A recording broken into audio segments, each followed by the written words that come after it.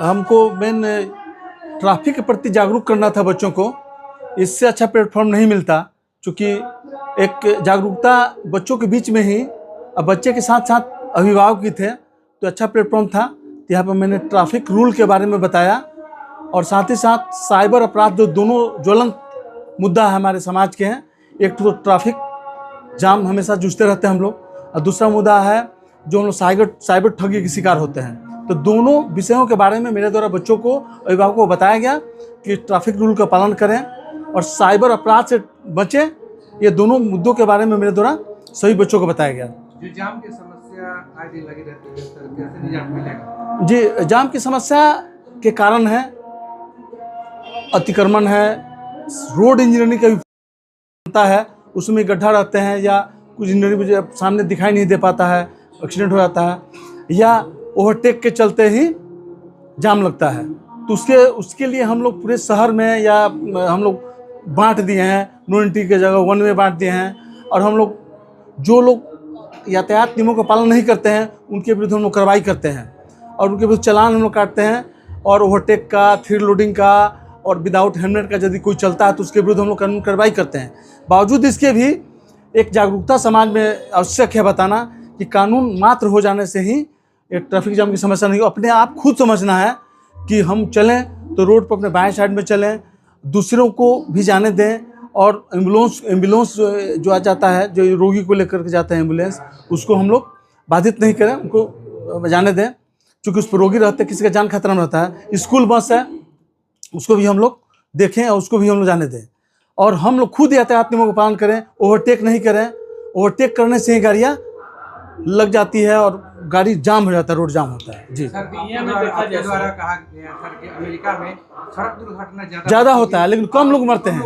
यहाँ पे जो है सड़क दुर्घटना कम होता है, ज़्यादा लोग मरते हैं। कमियाँ हमारे एक गोल्डन पीरियड होता है, 1 घंटा के अंतर्गत। गोल्डन पीरियड उसको कहते हैं जो एक्सीडेंट की 1 घंटा के अंतर्गत उसको नियरेस्ट ट्रॉमा सेंटर में भर्ती करा दिया जाए। क्या वो सुविधा नहीं मिल पाता है? तो हमारे यहाँ स्टार्टिंग है, चूँकि वाहन सरकार के द्वारा उपलब्ध करा दिया गया है। चूँकि 1 घंटा क्रूशियल टाइम होता है किसी भी एक्सीडेंटल पर्सन को बचाने के लिए, उस समय हम लोग अस्पताल में नहीं ले जा पाते हैं सही समय से। ट्रॉमा सेंटर हमारे यहाँ भी सरकार हर एक NH पर ट्रॉमा सेंटर खोलने जा रही है, खुला है। और वाहन गाड़ियाँ भी लगा दी गई है कि उसको तुरंत हाईवे पेट्रोलिंग करके गाड़ियाँ सरकार के द्वारा दी गई है। अभी ज़्यादा जैसे कि रोड ख़राब है या ऐसा जो गड्ढा है जिसके चलते एक्सीडेंट हो जाता है, और गाड़ियाँ उसमें फंस जाती है, जिसके चलते पीछे गाड़ी फंस जाती है। दूसरी बात आपने बताया, तो वो लोग कुछ रॉन्ग साइड से गाड़ी लगा फंसा देते हैं, या तो खाली ट्रक रहता है या जो भी बालू लदे ट्रक रहते हैं, वो अपने आगे निकलने की होड़ में वो फंसा देते हैं आगे जाकर के। गाड़ी जो फंस जाती है तो पीछे गाड़ी ऑटोमेटिक जाम हो जाती है। उसके विरुद्ध हम लोग कार्रवाई कर रहे हैं, और हम और DTO और नगर निगम की टीम बना हुआ है DM साहब के आदेश से, वो हम लोग उसको भी कार्रवाई कर रहे हैं। उसको भी कठोर से कठोर हम लोग फाइन चालान मार रहे हैं। जिला परिवहन पदाधिकारी मेरे द्वारा भी, उसको भी हम बहुत नज़दीक से उसको हम क्लियर करें। जो कैजुअलिटी ज़्यादा हो रही है उसके रुक कैसे लेंगे, क्या करना होगा उसके लिए हम लोग कहीं कहीं पे जो रोड RCD डिपार्टमेंट को हम लोग लिखी इस मुद्दा पर हम लोग को सड़क सुरक्षा सप्ताह भी चलता है। और प्रत्येक महीना DM साहब के यहाँ, जिला पदाधिकारी महोदय के यहाँ एक मीटिंग होता है सड़क सुरक्षा का। तो उसमें हम रखते हैं, उसमें RCD विभाग रहती है, DTO रहते हैं, सारे लोग रहते हैं, ट्रामा सेंटर रहते हैं। वहाँ पे हम लोग साइनेज लगाएंगे, जहाँ पे सबसे ज़्यादा एक्सीडेंट हो रहा है वहाँ पे लगाएंगे साइनेज हम लोग कि दुर्घटनाग्रस्त क्षेत्र है, वहाँ जरूरत पड़ेगा तो हम लोग उसको जो लगाया जाता है नीचे बैरिकेड भी लगाएंगे, ड्रम भी लगाएंगे, ट्रॉली भी लगाएंगे, ताकि वांट गाड़ियाँ जाए। जब गाड़ी एक से ज़्यादा बढ़ने की होड़ में एक्सीडेंट कर देते हैं, वो गाड़ी एक्सीडेंट नहीं हो। सर, आज भी देखा जाए तो प्रशासन से जो है जनता जो है डर रही है, उसमें समन्वय कैसे स्थापित होगा कि कहीं सड़क दुर्घटना हो रहा है तुरंत वो लोग हॉस्पिटल ले जाए, नहीं ले जाने की वजह से भी मौतें हो रही है ना। अब वो खत्म हो चुका। जैसे आपने बताया कि पहले लोग नाम छुपाता था, गवाही के रूप में दे देता था, अब वो चीज़ खत्म हो चुकी। इसीलिए हाईवे पेट्रोल का अब आई रेट पर हम लोग कोई भी एक्सीडेंट हो रहा है तो हम लोग आई रेट पर वहाँ का सतह कैसा था, एक्सीडेंट कैसा हुआ, किसका गलती था। पहले ड्राइवर गलती बना देता था, कोई भी एक्सीडेंट होता था तो पहले ड्राइवर, लेकिन अब वो बात नहीं है। अब हम लोग पार्टी बना रहे हैं, जो लोग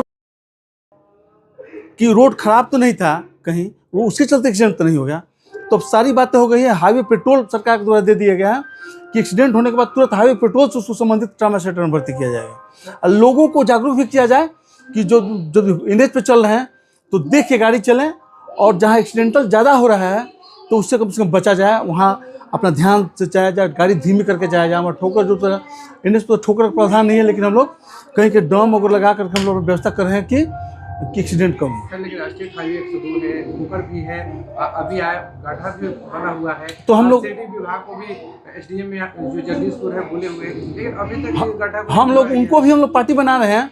अभी 6 लोग की मौत हुई। एक ट्रंक लगा हुआ था जगदीशपुर में, उस काम का सुपरविजन नहीं कर रहा हूँ। उसमें मैं ट्रंक लगा था, देखा जाएगा बजाबता वो पार्किंग में था कि नहीं। हर एक चीज़ का रोड पर साइनेज है, पार्किंग है।